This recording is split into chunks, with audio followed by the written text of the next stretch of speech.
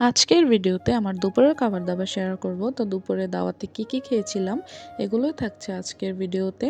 তো আসসালামু আলাইকুম everyone, welcome to my new blog video. তো আজকে তোমাদের সাথে আমার দুপুরের খাবারটা শেয়ার করব।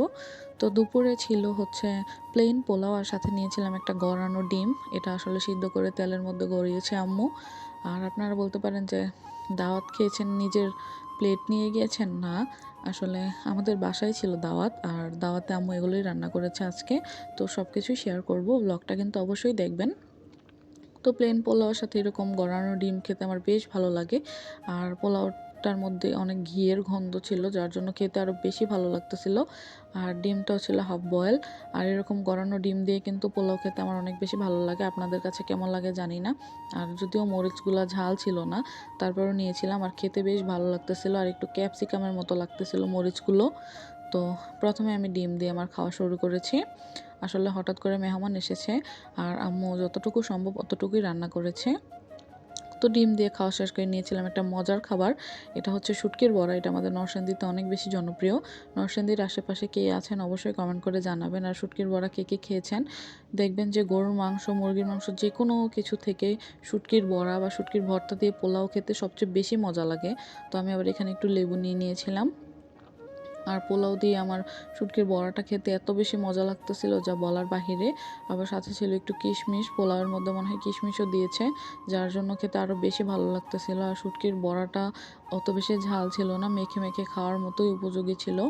তো আমার কাছে অনেক বেশি ভালো লাগতেছিল। তো আমি শুটকির বড়া দিয়ে আমার প্লেটের হাফ পোলাও শেষ করে ফেলেছি। তো আপনারা কিন্তু অবশ্যই শুটকির বড়া দিয়ে এরকম পোলাও ট্রাই করতে পারেন।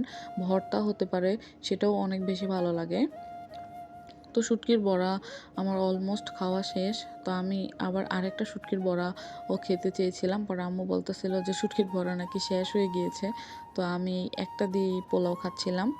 আর সাথে লেবু নিয়ে নিলে কিন্তু আরও বেশি মজা লাগে খেতে। আপনারা কিন্তু অবশ্যই গাইস ট্রাই করবেন। আর শুটকির বড়া দিয়ে পোলাও খেতে অন্যরকম মজাই। তো এটা শেষ করে নিয়ে নিয়েছিলাম আমি একটু মুরগির রোস্ট। আর মুরগির রোস্টটা আজকে আমিই রান্না করেছি। আর এটা ছিল ব্রয়লার মুরগির রোস্ট। আসলে ফ্রিজে কক মুরগি ছিল না, আর মেহমান হঠাৎ করে চলে এসেছে। তো তারপরে নিয়েছিলাম একটু মাখা সালাদ, টমেটো, শসা, পেঁয়াজ, মরিচ, ধনিয়া পাতা এগুলো দিয়ে এই মাখা সালাদটা আমি বাসায় করি। আর রোস্ট গরুর মাংস দিয়ে এই মাখা সালাদ খেতে আমার বেশ ভালো লাগে। তো প্রথমে যেহেতু ডিম আর শুটকির বড়া দিয়ে খেয়েছি, তাই আর মাখা সালাদটা নিইনি, একদম রোস্টের ক্ষেত্রেই নিয়েছি। আর এটা ছিল একটা হাড় জাতীয় মাংস। আর এটা খেতেও আমার কাছে অনেক বেশি ভালো লাগতেছিল। আর এটা প্রথমে আমি ভেজে নিয়েছিলাম ভালো করে, যাতে একটু শক্ত লাগে। কারণ ব্রয়লার মুরগির মাংস দেখা গেছে যে এমনিতেই খুলে যায়। তো এটাকে একটু ভেজে নেওয়ার কারণে এরকম একটু শক্ত হয়ে গিয়েছিল, আর খেতে অনেক বেশি ভালো লাগতেছিল। আসলে ব্রয়লার মুরগির যে কোনো পিসের থেকে অনেক বেশি হাড়ের পিসগুলোই খেতে ভালো লাগে। সলিড মাংস অতটা খাওয়া যায় না, আর সলিড মাংসের ভিতরে কোনো মশলাও যায় না। তো আমার কাছে রোস্ট দিয়ে খেতে বেশ মজা লাগতেছিল। আজকে দুপুরের খাবারটা অনেক বেশি মজা হয়েছে। অনেক দিন পরে এরকম সব ধরনের মাছ মাংস একসাথে খাচ্ছি। আসলে মাছ মাংস না, সরি, মাংস। তো প্রথমে ডিম খেলাম, তারপরে শুটকির বড়া, তারপরে হচ্ছে মুরগির মাংস। তো আমার কাছে বেশ ভালোই লাগতেছিল। তো আমি রোস্ট দিয়ে আর কি আমার প্লেটে সবটুকু পোলাও শেষ করতেছিলাম। আর সালাডটাও নিয়ে নিয়েছি। আমার এখন আবার খেতে মন চাচ্ছে পোলাও। আর আমাদের ঘরের মধ্যে আমরা সবাই পোলাও আর রোস্টটা অনেক বেশি পছন্দ করি।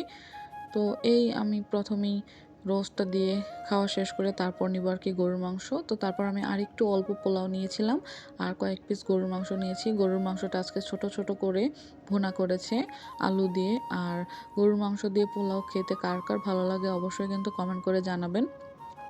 আপনারা যারা আমার ভিডিও দেখেন সকলেই কিন্তু জানেন আমি কত বেশি গরুর মাংস পছন্দ করি। আর আমাদের বাসায় অনেক বেশি গরুর মাংস আনা হয়। তো গরুর মাংসটা একটু শক্ত ছিল, তারপরও খেতে অনেক বেশি মজা ছিল। আর সাথে নিয়েছিলাম আর একটু সালাদ।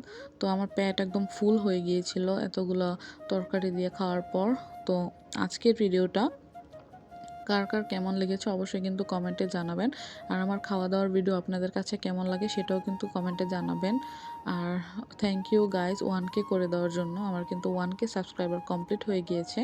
তো এই যে অলমোস্ট আমার খাওয়া দাওয়া শেষ। আর প্রত্যেকটা লোকমার ভিতরে আমি এক টুকরো করে মাংস দিয়ে খাচ্ছিলাম।